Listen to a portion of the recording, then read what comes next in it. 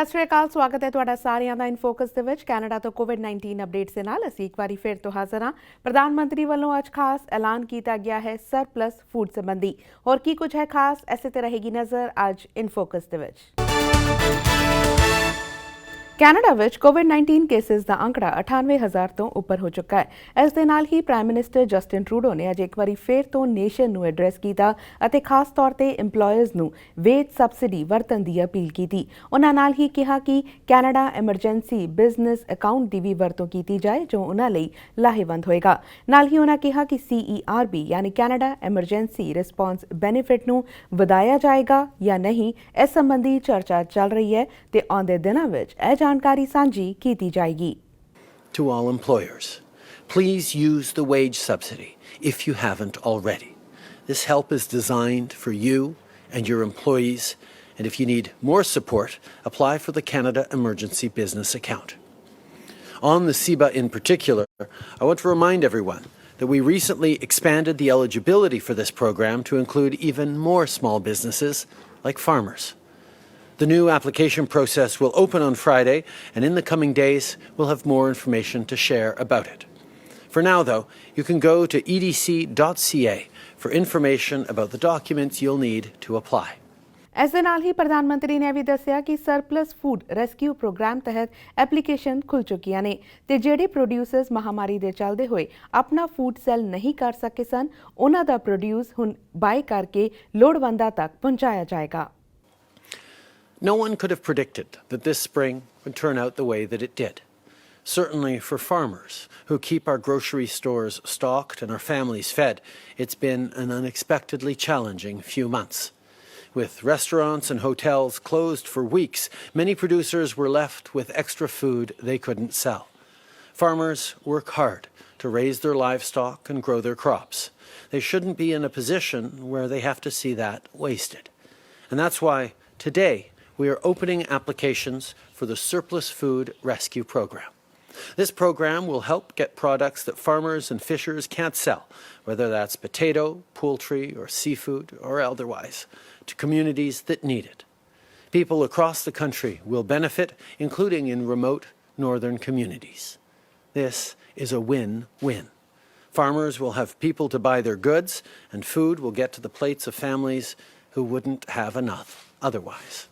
ਰੁਕ ਕਰੀਏ ਓਨਟਾਰੀਓ ਦਾ ਤਾਂ ਓਨਟਾਰੀਓ ਦੇ ਪ੍ਰੀਮੀਅਰ ਡਗ ਫੋਰਡ ਇੱਕ ਵਾਰੀ ਫਿਰ ਤੋਂ ਮੀਡੀਆ ਦੇ ਰੂਬਰੂ ਹੋਏ ਤੇ ਅੱਜ ਦਾ ਖਾਸ ਐਲਾਨ ਰਿਹਾ ਸਟੇਜ 2 ਰੀਓਪਨਿੰਗ ਦਾ। ਬੀਤੇ ਹਫਤੇ ਸਟੇਜ 2 ਰੀਓਪਨਿੰਗ ਦੇ ਤਹਿਤ 24 ਰੀਜਨ ਖੋਲੇ ਗਏ ਸਨ ਤੇ ਅੱਜ 7 ਹੋਰ ਰੀਜਨਸ ਨੂੰ ਇਹਨਾਂ ਵਿੱਚ ਸ਼ਾਮਲ ਕੀਤਾ ਗਿਆ ਹੈ। ਜ਼ਿਕਰਯੋਗ ਹੈ ਕਿ ਟੋਰਾਂਟੋ, ਵਿੰਡਸਰ ਤੇ ਪੀਲ ਰੀਜਨ ਨੂੰ ਹਲੇ ਸਟੇਜ 2 ਰੀਓਪਨਿੰਗ ਵਿੱਚ ਸ਼ਾਮਲ ਨਹੀਂ ਕੀਤਾ ਗਿਆ। And over the weekend, our team crunched the numbers. Our Chief Medical Officer of Health and the command table reviewed the data and provided the recommendations. On their advice, I'm excited to announce today that as of this Friday, the following regions will be able to enter stage 2.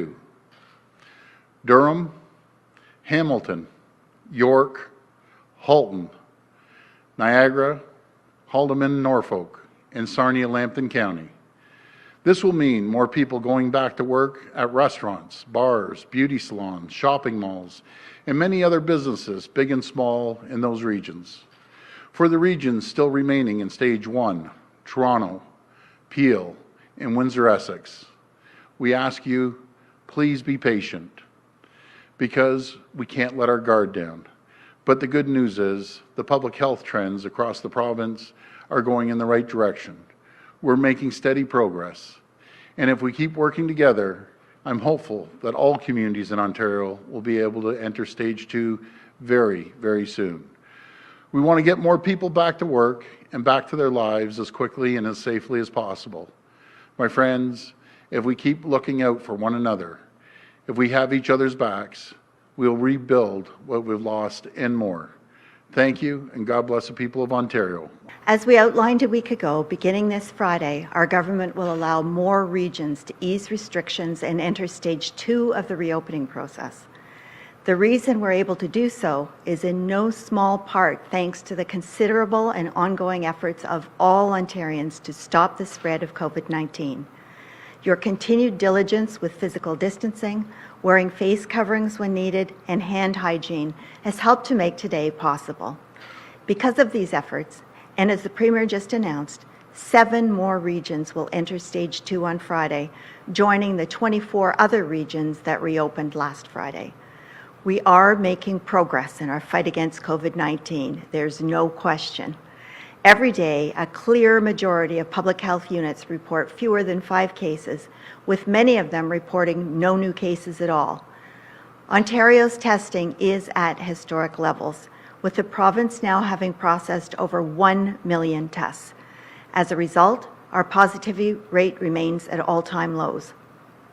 At a local level, public health units continue to conduct rapid case and contact management to ensure we identify and isolate new cases to contain the spread of COVID-19.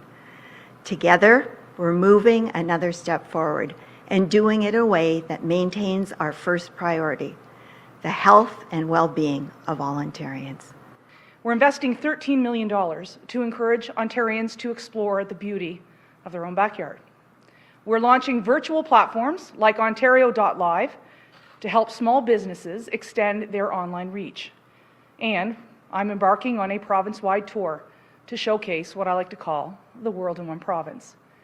By focusing our support through local marketing campaigns and staycations, we'll be ready to welcome the world back to Ontario when it is safe to do so. Until then, I'll be in Niagara Falls on Friday to celebrate its reopening, and will continue to work day and night to restore consumer confidence in our heritage sport, tourism and culture industries. ਜਿੱਥੇ Ontario ਵੱਲੋਂ stage 2 ਦੇ ਤਹਿਤ ਰੀਓਪਨਿੰਗ ਕਰ ਦਿੱਤੀ ਗਈ ਹੈ, ਉੱਥੇ ਹੀ child care ਖੋਲ੍ਹਣ ਦਾ ਵੀ ਐਲਾਨ ਕਰ ਦਿੱਤਾ ਗਿਆ ਹੈ। ਪਰ ਚਾਈਲਡ ਕੇਅਰ ਸੈਂਟਰਸ ਲਈ ਕਈ ਗਾਈਡਲਾਈਨਸ ਵੀ ਇਸ਼ੂ ਕੀਤੀਆਂ ਗਈਆਂ ਨੇ। ਕੀ ਨੇ ਇਹ ਗਾਈਡਲਾਈਨਸ? ਪਾਉਂਦੇ ਹਾਂ ਇੱਕ ਨਜ਼ਰ। ਬੀਤੇ ਦਿਨੀ ਓਨਟਾਰੀਓ ਸਰਕਾਰ ਵੱਲੋਂ ਸੂਬੇ ਵਿੱਚ ਚਾਈਲਡ ਕੇਅਰ ਸੈਂਟਰਸ ਖੋਲ੍ਹ ਦਿੱਤੇ ਗਏ ਨੇ ਤੇ ਹੁਣ ਜਦੋਂ ਚਾਈਲਡ ਕੇਅਰ ਸੈਂਟਰਸ ਖੁੱਲ੍ਹ ਗਏ ਨੇ ਤਾਂ ਮਾਪਿਆਂ ਦੇ ਮਨਾਂ ਵਿੱਚ ਕਈ ਸਵਾਲ ਨੇ। ਰੀਓਪਨਿੰਗ ਕਿਸ ਤਰ੍ਹਾਂ ਦੀ ਹੋਏਗੀ? ਕੀ ਉਹ ਆਪਣੇ ਬੱਚਿਆਂ ਨੂੰ ਚਾਈਲਡ ਕੇਅਰ ਸੈਂਟਰਸ ਵਿੱਚ ਭੇਜਣ ਲਈ ਕੰਫਰਟੇਬਲ ਨੇ? ਕੀ ਉੱਥੇ ਬੱਚੇ ਸੇਫ ਰਹਿਣਗੇ? ਐਸੇ ਸੰਬੰਧੀ ਸੂਬੇ ਵੱਲੋਂ ਜਾਰੀ ਗਾਈਡਲਾਈਨਸ ਤੇ ਪਾਉਂਦੇ ਹਾਂ ਇੱਕ ਨਜ਼ਰ। ਰੀਓਪਨ ਡੇ ਕੇਅਰਸ ਵਿੱਚ ਕਿੰਨੇ ਲੋਕਾਂ ਨੂੰ ਰਹਿਣ ਦੀ ਇਜਾਜ਼ਤ ਹੈ? ਇੱਕ ਕਮਰੇ ਵਿੱਚ ਬੱਚੇ ਤੇ ਸਟਾਫ ਨੂੰ ਮਿਲਾ ਕੇ ਸਿਰਫ 10 ਲੋਕ ਹੀ ਰਹਿ ਸਕਦੇ ਨੇ। ਬੱਚਿਆਂ ਨੂੰ ਆਪਣੇ ਗਰੁੱਪ ਤੋਂ ਬਾਹਰ ਸੋਸ਼ਲਾਈਜ਼ ਕਰਨ ਦੀ ਇਜਾਜ਼ਤ ਨਹੀਂ ਹੈ। ਵਾਇਰਸ ਦੇ ਸਪਰੈਡ ਨੂੰ ਰੋਕਣ ਲਈ ਇਹ ਜ਼ਰੂਰੀ ਹੈ ਤਾਂ ਜੋ ਜੇ ਆਊਟਬ੍ਰੇਕ ਹੁੰਦਾ ਹੈ ਤਾਂ ਕੰਟੈਕਟ ਟ੍ਰੇਸਿੰਗ ਕਰਨੀ ਸੌਖੀ ਹੋਵੇ।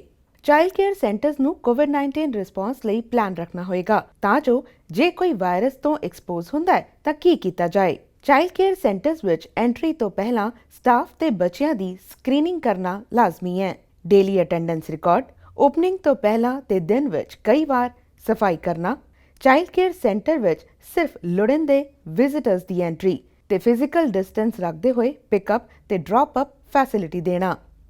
ਜ਼ਿਕਰਯੋਗ ਹੈ ਕਿ ਸੂਬੇ ਵਿੱਚ 5500 ਚਾਈਲਡ ਕੇਅਰ ਸੈਂਟਰ ਤੇ 124 licensed home child care agencies ਨੇ ਤੇ ਇਹਨਾਂ ਸੈਂਟਰਸ ਨੂੰ ਖੋਲ੍ਹਣ ਤੋਂ ਪਹਿਲਾਂ ਇਹਨਾਂ ਗਾਈਡਲਾਈਨਸ ਨੂੰ ਪੂਰਾ ਕਰਨਾ ਲਾਜ਼ਮੀ ਹੈ। ਇਨ ਫੋਕਸ ਦੇ ਵਿੱਚ ਫਿਲਹਾਲ ਸਮਾਂ ਹੋ ਗਿਆ ਇੱਕ ਬ੍ਰੇਕ ਦਾ। ਬ੍ਰੇਕ ਤੋਂ ਬਾਅਦ ਸਾਡੀ ਇਹ ਖਾਸ ਪੇਸ਼ਕਸ਼ ਜਾਰੀ ਰਹੇਗੀ, ਤੁਸੀਂ ਬਣੇ ਰਹੋ ਸਾਡੇ ਨਾਲ। ਓਨਟਾਰੀਓ ਸਰਕਾਰ ਵੱਲੋਂ ਸੂਬੇ ਵਿੱਚ ਧਾਰਮਿਕ ਅਸਥਾਨ ਖੋਲ੍ਹਣ ਦੀ ਇਜਾਜ਼ਤ ਦੇ ਦਿੱਤੀ ਗਈ ਹੈ, ਪਰ ਸਿਰਫ 30% ਕੈਪੈਸਿਟੀ ਦੇ ਨਾਲ ਇਹ ਧਾਰਮਿਕ ਅਸਥਾਨ ਖੋਲ੍ਹੇ ਜਾ ਸਕਦੇ ਨੇ। ਬੀਤੇ ਦਿਨੀ ਓਨਟਾਰੀਓ ਖਾਲਸਾ ਦਰਬਾਰ ਵੀ ਸੰਗਤ ਦੇ ਦਰਸ਼ਨ ਲਈ ਖੋਲ੍ਹ ਦਿੱਤਾ ਗਿਆ ਹੈ। ਇਸੇ ਸੰਬੰਧੀ ਗੱਲਬਾਤ ਕਰਦੇ ਹਾਂ ਓਨਟਾਰੀਓ ਖਾਲਸਾ ਦਰਬਾਰ ਦੇ ਜਨਰਲ ਸਕੱਤਰ ਰਣਜੀਤ ਸਿੰਘ ਦੁਲੇ ਦੇ ਨਾਲ। ਸਤਿ ਸ਼੍ਰੀ ਅਕਾਲ ਜੀ, ਸਵਾਗਤ ਹੈ ਤੁਹਾਡਾ ਬਹੁਤ-ਬਹੁਤ PTC ਦੇ ਵਿੱਚ। ਤੁਹਾਡੇ ਤੋਂ ਜਾਣਨਾ ਚਾਹਾਂਗੇ ਕਿ ਹੁਣ ਜਦੋਂ ਗੁਰਦੁਆਰੇ ਇੱਕ ਵਾਰੀ ਫੇਰ ਤੋਂ ਸੰਗਤ ਦੇ ਦਰਸ਼ਨ ਲਈ ਖੋਲ੍ਹੇ ਜਾ ਰਹੇ ਨੇ ਤੇ ਗਾਈਡਲਾਈਨਸ ਇਸ਼ੂ ਕੀਤੀਆਂ ਗਈਆਂ ਨੇ ਕਿ ਕਿੰਨਾ ਗਾਈਡਲਾਈਨਸ ਦੇ ਤਹਿਤ ਤੁਸੀਂ ਗੁਰਦੁਆਰੇ ਖੋਲ੍ਹ ਸਕਦੇ ਹੋ ਤੇ ਕਿਸ ਤਰ੍ਹਾਂ ਦੀ ਗਾਈਡਲਾਈਨਸ ਤੁਸੀਂ ਫੋਲੋ ਕਰ ਰਹੇ ਹੋ। ਜਿਵੇਂ ਕਿ ਗੁਰਦੁਆਰਾ ਸਾਹਿਬ ਸੰਗਤਾਂ ਨੂੰ ਪਤਾ ਹੀ ਹੈ ਕਿ ਕੱਲ੍ਹ ਤੋਂ ਸਾਡੇ ਦੀ ਇੱਥੇ ਸਰਕਾਰਾਂ ਦੇ ਜੋ ਰੂਲ ਐਂਡ ਰੈਗੂਲੇਸ਼ਨ ਨੇ ਉਹਨਾਂ ਦੇ ਅਨੁਸਾਰ ਗੁਰਦੁਆਰਾ ਸਾਹਿਬਾਨ ਖੁੱਲ੍ਹ ਗਏ ਨੇ। ਅੱਜ ਤੁਸੀਂ ਦੇਖ ਸਕਦੇ ਹੋ ਕਿ ਸੰਗਤਾਂ ਗੁਰਦੁਆਰਾ ਸਾਹਿਬ ਆ ਰਹੀਆਂ ਨੇ, ਮੱਥਾ ਟੇਕ ਰਹੀਆਂ ਨੇ। ਉਹਦੇ ਵਿੱਚ ਜਿਹੜਾ ਸੰਗਤਾਂ ਨੂੰ ਵੀ ਬੇਨਤੀ ਹੈ ਤੇ ਨਾਲ ਦੀ ਨਾਲ ਜਿਹੜੀਆਂ ਸਰਕਾਰ ਵੱਲੋਂ ਗਾਈਡੈਂਸ ਨੇ ਉਹਨਾਂ ਨੂੰ ਵੀ ਅਸੀਂ ਫੋਲੋ ਕਰ ਰਹੇ ਹਾਂ ਕਿ ਸੰਗਤਾਂ ਵੀ ਉਹਨੂੰ ਫੋਲੋ ਕਰਨ। ਜਿਵੇਂ ਕਿ ਸੋਸ਼ਲ ਡਿਸਟੈਂਸ ਰੱਖਣ ਦਾ ਆਪਾਂ ਨੂੰ ਉਸੇ ਤਰ੍ਹਾਂ ਕਿਹਾ ਹੋਇਆ, ਅਸੀਂ ਗੁਰਦੁਆਰਾ ਸਾਹਿਬ ਉਸੇ ਤਰ੍ਹਾਂ ਸਾਰੇ ਜਿਹੜੇ ਸਾਈਨ ਵਗੈਰਾ ਲਾ ਦਿੱਤੇ ਗਏ ਨੇ। ਨਾਲ ਦੀ ਨਾਲ ਜਦੋਂ ਅਸੀਂ ਗੁਰਦੁਆਰਾ ਸਾਹਿਬ ਤੁਸੀਂ ਦੇਖ ਸਕਦੇ ਹੋ ਸੰਗਤਾਂ ਆਉਂਦੀਆਂ ਨੇ ਕਿਸ ਤਰ੍ਹਾਂ ਉਹਨਾਂ ਨੇ ਸੋਸ਼ਲ ਡਿਸਟੈਂਸ ਰੱਖ ਕੇ ਅੰਦਰ ਜਾਣਾ ਹੈਗਾ ਔਰ ਸੋਸ਼ਲ ਡਿਸਟੈਂਸ ਰੱਖ ਕੇ ਮੱਥਾ ਟੇਕਣਾ ਹੈਗਾ। ਤੇ ਉਸ ਤੋਂ ਬਾਅਦ ਜਦੋਂ ਵਾਪਸ ਆਉਣਾ ਹੈਗਾ ਉਹਨੂੰ ਵੀ ਸੋਸ਼ਲ ਡਿਸਟੈਂਸ ਰੱਖ ਕੇ ਆਉਣਾ ਹੈਗਾ। ਸੋ ਸੰਗਤਾਂ ਕੱਲ੍ਹ ਦੀਆਂ ਆ ਰਹੀਆਂ ਨੇ, ਮੱਥਾ ਟੇਕ ਰਹੀਆਂ ਨੇ। ਸੋ ਸੰਗਤਾਂ ਦਾ ਵੀ ਅਸੀਂ ਬਹੁਤ ਬਹੁਤ ਧੰਨਵਾਦ ਕਰਦੇ ਹਾਂ। ਜਿਹੜੇ ਸਾਈਨ ਲੱਗੇ ਹੋਏ ਨੇ ਇਹਨਾਂ ਨੂੰ ਤੁਸੀਂ ਜ਼ਰੂਰ ਫੋਲੋ ਕਰੋ। ਗੁਰਦੁਆਰਾ ਸਾਹਿਬਾਨਾਂ ਦੇ ਵਿੱਚ ਅੱਜ ਸਵੇਰ ਤੋਂ ਹੀ ਸੰਗਤਾਂ ਕਾਫੀ ਆ ਰਹੀਆਂ ਨੇ, ਮੱਥਾ ਵੀ ਟੇਕ ਰਹੀਆਂ ਨੇ। ਗੁੱਡ ਨਿਊਜ਼ ਹੈ ਸਾਡੇ ਕਿ ਆਪਕੇ ਕੈਨੇਡਾ ਦੇ ਵਿੱਚ ਕੋਵਿਡ-19 ਕਰਕੇ ਜਿਹੜੇ ਪੇਸ਼ੈਂਟਸ ਨੇ ਕਾਫੀ ਘਟ ਰਹੇ ਨੇ, ਉਹਨੂੰ ਮੱਦੇਨਜ਼ਰ ਵਿੱਚ ਰੱਖਦਿਆਂ ਹੋਇਆਂ ਮੈਂ ਤਾਂ ਇਹੀ ਬੇਨਤੀ ਕਰਾਂਗਾ ਜਿੰਨੇ ਵੀ ਤੁਸੀਂ ਅੱਜ ਇਸ PTC ਚੈਨਲ ਰਾਹੀਂ ਇਹ ਪ੍ਰੋਗਰਾਮ ਦੇਖ ਰਹੇ ਹੋ, ਪਲੀਜ਼ ਆਪਾਂ ਵੀ ਜ਼ਰੂਰ ਸਹਿਯੋਗ ਦਈਏ। ਚਾਹੇ ਕਿਸੇ ਵੀ ਦਾਇਰੇ ਵਿੱਚ ਤੁਸੀਂ ਗੁਰਦੁਆਰਾ ਸਾਹਿਬ ਜਾਂਦੇ ਹੋ, ਤੁਸੀਂ ਮੰਦਿਰ ਜਾਂਦੇ ਹੋ, ਤੁਸੀਂ ਮਸਜਿਦ ਜਾਂਦੇ ਹੋ, ਸਾਡਾ ਫਰਜ਼ ਬਣਦਾ ਕਿ ਅਸੀਂ ਸੋਸ਼ਲ ਡਿਸਟੈਂਸ ਰੱਖ ਕੇ ਅੰਦਰ ਵੀ ਉਸੇ ਤਰ੍ਹਾਂ ਜਾਣਾ। ਸੋ ਗੁਰਦੁਆਰਾ ਸਾਹਿਬ ਉਸੇ ਤਰ੍ਹਾਂ ਸਾਈਨ ਲਾ ਦਿੱਤੇ ਗਏ ਨੇ ਸੰਗਤਾਂ ਦੇ ਬੈਠਣ ਲਈ। ਹਾਲ ਦੀ ਜਿੰਨੀ ਕਪੈਸਿਟੀ ਹੁੰਦੀ ਹੈ ਉਹਦੀ 30% ਤੁਸੀਂ ਸੰਗਤ ਅੰਦਰ ਬਿਠਾ ਸਕਦੇ ਹੋ। ਸੋ ਉਸ ਪਰਸੈਂਟੇਜ ਦੇ ਹਿਸਾਬ ਨਾਲ ਅਸੀਂ ਹਾਲਾਂ ਦੇ ਵਿੱਚ ਸਾਈਨ ਲਾ ਦਿੱਤੇ ਨੇ ਜਿੱਥੇ ਸੰਗਤਾਂ ਨੇ ਬੈਠਣਾ। ਸੋ ਪ੍ਰੋਗਰਾਮ ਚੱਲ ਰਹੇ ਨੇ, ਜ਼ਰੂਰ ਤੁਸੀਂ ਜਿੰਨੀਆਂ ਸੰਗਤਾਂ, ਚਾਹੇ ਅਸੀਂ ਇੰਡੀਆ ਵਿੱਚ ਬੈਠੇ ਹਾਂ ਚਾਹੇ ਕੈਨੇਡਾ ਵਿੱਚ ਬੈਠੇ ਹਾਂ, ਪਲੀਜ਼ ਪਹਿਲਾਂ ਤਾਂ ਅਸੀਂ ਆਪਣਾ ਖਿਆਲ ਰੱਖੀਏ। ਜ਼ਰੂਰ ਅਸੀਂ ਆਪਣੇ ਆਪ ਨੂੰ ਪ੍ਰੋਟੈਕਟ ਕਰੀਏ, ਨਾਲ ਦੀ ਨਾਲ ਆਪਣੇ ਪਰਿਵਾਰ ਨੂੰ ਪ੍ਰੋਟੈਕਟ ਕਰੀਏ, ਫਿਰ ਅਸੀਂ ਕੋਈ ਵੀ ਕੰਮ ਕਰੀਏ। ਸੋ ਮੈਂ ਸੰਗਤਾਂ ਨੂੰ ਇਹੀ ਦੁਬਾਰਾ ਬੇਨਤੀ ਕਰਦਾ ਕਿ ਸੋਸ਼ਲ ਡਿਸਟੈਂਸ ਜਿਹੜਾ ਹੈਗਾ ਆਪਾਂ ਉਹਨੂੰ ਜ਼ਰੂਰ ਰੱਖੀਏ, ਤਾਂ ਕਿ ਆਪਾਂ ਗੁਰਦੁਆਰਾ ਸਾਹਿਬ ਜੇ ਖੁੱਲ੍ਹੇ ਵੀ ਨੇ ਆਪਾਂ ਉਹਨਾਂ ਨੂੰ ਵਧੀਆ ਤਰੀਕੇ ਨਾਲ ਚੰਗੇ ਢੰਗ ਨਾਲ ਚਲਾ ਸਕੀਏ। ਜੀ ਤੁਹਾਡੇ ਵੱਲੋਂ ਪੂਰੀ ਗਾਈਡਲਾਈਨਸ ਫੋਲੋ ਕੀਤੀਆਂ ਜਾ ਰਹੀਆਂ ਨੇ, ਪ੍ਰੀਕਾਸ਼ਨਸ ਲਈਆਂ ਜਾ ਰਹੀਆਂ ਨੇ ਸੰਗਤਾਂ ਦੀ ਸੇਫਟੀ ਨੂੰ ਧਿਆਨ ਵਿੱਚ ਰੱਖਦੇ ਹੋਏ, ਪਰ ਸੰਗਤਾਂ ਵੱਲੋਂ ਪੂਰਨ ਸਹਿਯੋਗ ਵੀ ਦਿੱਤੇ ਜਾਣਾ ਬਹੁਤ ਜ਼ਰੂਰੀ ਹੈ। ਤਾਂ ਤੁਹਾਡੇ ਵੱਲੋਂ ਸੰਗਤਾਂ ਲਈ ਖਾਸ ਤੌਰ ਤੇ ਕੋਈ ਅਪੀਲ? ਸੰਗਤਾਂ ਦੀ ਸੇਫਟੀ ਨੂੰ ਧਿਆਨ ਵਿੱਚ ਰੱਖਦਿਆਂ ਹੋਇਆਂ ਅਸੀਂ ਪੂਰੇ ਪ੍ਰੀਕਾਸ਼ਨਸ ਲਏ ਹੋਏ ਨੇ। ਜਦੋਂ ਸੰਗਤਾਂ ਗੁਰਦੁਆਰਾ ਸਾਹਿਬ ਆਉਂਦੀਆਂ ਨੇ ਪਹਿਲਾਂ ਉਹ ਜਾ ਕੇ ਆਪਣੇ ਸ਼ੂ ਉਤਾਰਦੀਆਂ ਨੇ, ਉਸ ਤੋਂ ਬਾਅਦ ਉਹ ਆਪਣੇ ਹੱਥ ਧੋਂਦੀਆਂ ਨੇ। ਹੱਥ ਧੋਣ ਤੋਂ ਬਾਅਦ ਬਕਾਇਦਾ ਸੋਸ਼ਲ ਡਿਸਟੈਂਸ ਰੱਖ ਕੇ ਸੰਗਤਾਂ ਹੌਲੀ ਹੌਲੀ ਅੰਦਰ ਨੂੰ ਜਾਂਦੀਆਂ ਨੇ। ਫਿਰ ਬੈਠਣ ਲਈ ਵੀ ਬਕਾਇਦਾ ਸਾਈਨ ਲੱਗੇ ਹੋਏ ਨੇ, ਤੁਸੀਂ ਬਕਾਇਦਾ ਡਿਸਟੈਂਸ ਰੱਖ ਕੇ ਬੈਠ ਸਕਦੇ ਹੋ, ਉਹਦੇ ਲਈ ਵੀ ਸਾਈਨ ਲਾਏ ਹੋਏ ਨੇ। ਸੋ ਉਹਨੂੰ ਸੰਗਤਾਂ ਫੋਲੋ ਕਰ ਰਹੀਆਂ ਨੇ, ਬਹੁਤ ਵਧੀਆ ਗੱਲ ਹੈ ਜੀ। ਮੇਰੀ ਇਹੀ ਬੇਨਤੀ ਹੈ ਸੰਗਤਾਂ ਨੂੰ, ਜਿੱਥੇ ਕਿਤੇ ਵੀ ਆਪਾਂ ਹੈਗੇ ਆਪਾਂ ਜ਼ਰੂਰ ਗੁਰਦੁਆਰਾ ਸਾਹਿਬ ਦੇ ਜਿਹੜੇ ਪ੍ਰਬੰਧਕ ਹੁੰਦੇ ਨੇ ਉਹਨਾਂ ਨੂੰ ਸਹਿਯੋਗ ਦੇਈਏ, ਕਿਉਂਕਿ ਉਹ ਤਾਂ ਪ੍ਰਬੰਧ ਕਰ ਸਕਦੇ ਨੇ। ਜਿੰਨਾ ਚਿਰ ਅਸੀਂ ਸਹਿਯੋਗ ਨਹੀਂ ਦੇਵਾਂਗੇ ਉਹਨਾਂ ਚਿਰ ਆਪਾਂ ਇਸ ਕੀਤੇ ਹੋਏ ਪ੍ਰਬੰਧ ਨੂੰ ਵੀ ਚੰਗੀ ਤਰ੍ਹਾਂ ਫੋਲੋ ਨਹੀਂ ਕਰ ਸਕਦੇ। ਪਲੀਜ਼ ਇਹੀ ਬੇਨਤੀ ਹੈ, ਜਿਹੜੇ ਵੀ ਪ੍ਰਬੰਧ ਕੀਤੇ ਹੋਏ ਆ ਚਾਹੇ ਕਿਸੇ ਵੀ ਗੁਰਦੁਆਰਾ ਸਾਹਿਬ ਹੈ, ਤੁਸੀਂ ਉੱਥੇ ਜਾ ਕੇ ਪ੍ਰਬੰਧਕਾਂ ਨੂੰ ਪੂਰਾ ਸਹਿਯੋਗ ਦੇਈਏ। ਆਪਾਂ ਉਹਨੂੰ ਸਾਈਨ ਜਿਹੜੇ ਲੱਗੇ ਹੋਏ ਨੂੰ ਫੋਲੋ ਕਰੀਏ, ਸੋਸ਼ਲ ਡਿਸਟੈਂਸ ਰੱਖੀਏ।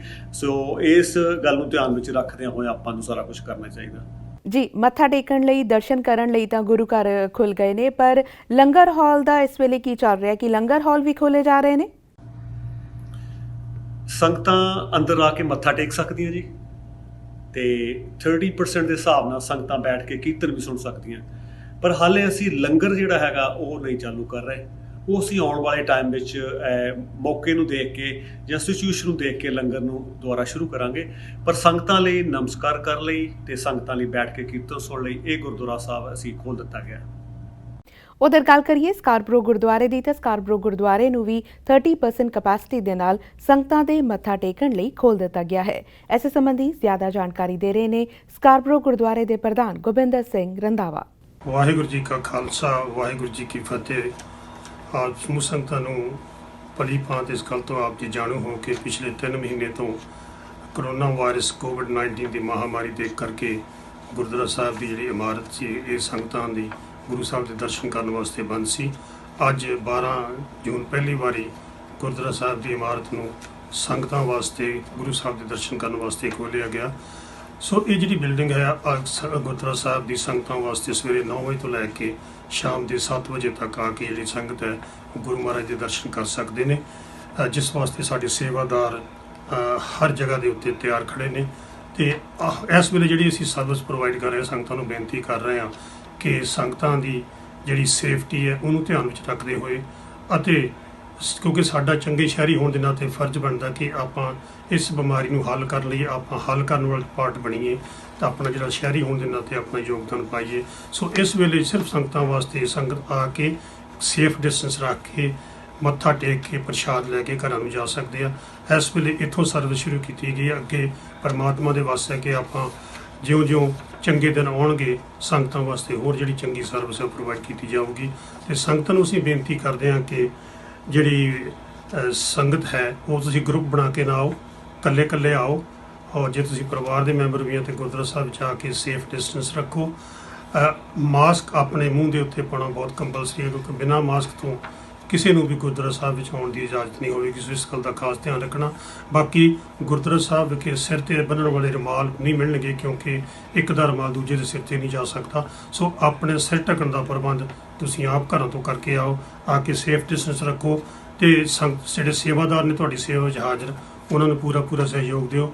ਔਰ ਅਸੀਂ ਆਸ ਕਰਦੇ ਹਾਂ ਕਿ ਆਪਾਂ ਜੇ ਅੱਜ ਸ਼ੁਰੂਆਤ ਇੱਥੋਂ ਹੋਈ ਹੈ ਤੇ ਹੌਲੀ ਪਰਮਾਤਮਾ ਦੀ ਮਿਹਰ ਦੇ ਨਾਲ ਚੰਗੇ ਦਿਨ ਆਉਣਗੇ ਜਿੱਥੇ ਸੰਗਤ ਜੁੜਿਆ ਕਰੇਗੀ, ਦੀਵਾਨ ਲੱਗਿਆ ਕਰਨਗੇ, ਬਾਕੀ ਸਾਰੇ ਪ੍ਰੋਗਰਾਮ ਹੋਣਗੇ। ਸੋ ਗੁਰੂ ਮਹਾਰਾਜ ਦੀ ਬਖਸ਼ਿਸ਼ ਦੇ ਨਾਲ ਆਪਾਂ ਉਸ ਦਿਨ ਦੀ ਉਡੀਕ ਕਰਾਂਗੇ। ਸੋ ਸਾਡੀਆਂ ਸਮੂਹੀਆਂ ਸੰਗਤਾਂ ਨੂੰ ਇਸ ਗੱਲ ਦਾ ਅਸੀਂ ਧੰਨਵਾਦ ਵੀ ਕਰਨਾ ਚਾਹੁੰਦੇ ਹਾਂ ਜਿਨ੍ਹਾਂ ਨੇ ਕਿ ਪਿਛਲੇ 3 ਮਹੀਨੇ ਗੁਰਦੁਆਰਾ ਸਾਹਿਬ ਦੀ ਜਿੱਥੇ ਬਿਲਕੁਲ ਬੰਦ ਸੀ ਉੱਥੇ ਮਾਇਕ ਤੌਰ ਦੇ ਉੱਤੇ ਵੀ ਤੇ ਮੋਰਲ ਤੌਰ ਦੇ ਉੱਤੇ ਵੀ ਸੇਵਾਦਾਰਾਂ ਦਾ ਸਹਿਯੋਗ ਦਿੱਤਾ। ਔਰ ਆਸ ਕਰਦੇ ਹਾਂ ਕਿ ਆਉਣ ਵਾਲੇ ਸਮੇਂ ਵਿੱਚ ਵੀ ਤੁਸੀਂ ਡਿਸਿਪਲਿਨ ਨੂੰ ਰੱਖਦੇ ਹੋਏ ਇਸੇ ਤਰ੍ਹਾਂ ਸੇਵਾਦਾਰਾਂ ਦਾ ਸਾਥ ਦਿਓਗੇ ਤੇ ਆਪਾਂ ਰਲ ਮਿਲ ਕੇ ਗੁਰੂ ਮਹਾਰਾਜ ਦੀਆਂ ਖੁਸ਼ੀਆਂ ਜ਼ਰੂਰ ਲਵਾਂਗੇ। ਸੋ ਇਸ ਵੇਲੇ ਇਹੋ ਹੀ ਬੇਨਤੀ ਹੈ ਕਿ ਆਪ ਜੀ ਮੱਥਾ ਟੇਕਣ ਵਾਸਤੇ ਸਵੇਰੇ 9 ਵਜੇ ਤੋਂ ਲੈ ਕੇ ਸ਼ਾਮ ਦੇ 7 ਵਜੇ ਤੱਕ ਗੁਰਦੁਆਰਾ ਸਾਹਿਬ ਵਿਖੇ ਆ ਸਕਦੇ ਹੋ। ਇੱਥੇ ਆ ਕੇ ਸਾਰੇ ਸਾਈਨ ਲੱਗੇ ਹੋਏ ਨੇ ਸੇਫ ਡਿਸਟੈਂਸ ਦੇ, ਸਾਰੀਆਂ ਇੰਸਟਰਕਸ਼ਨ ਦੇ, ਉਹਨਾਂ ਨੂੰ ਫੋਲੋ ਕਰਦੇ ਹੋਏ ਆਪ ਜੀ ਸਾਥ ਦੇਣ ਦੀ ਕਿਰਪਾ ਕਰੋ।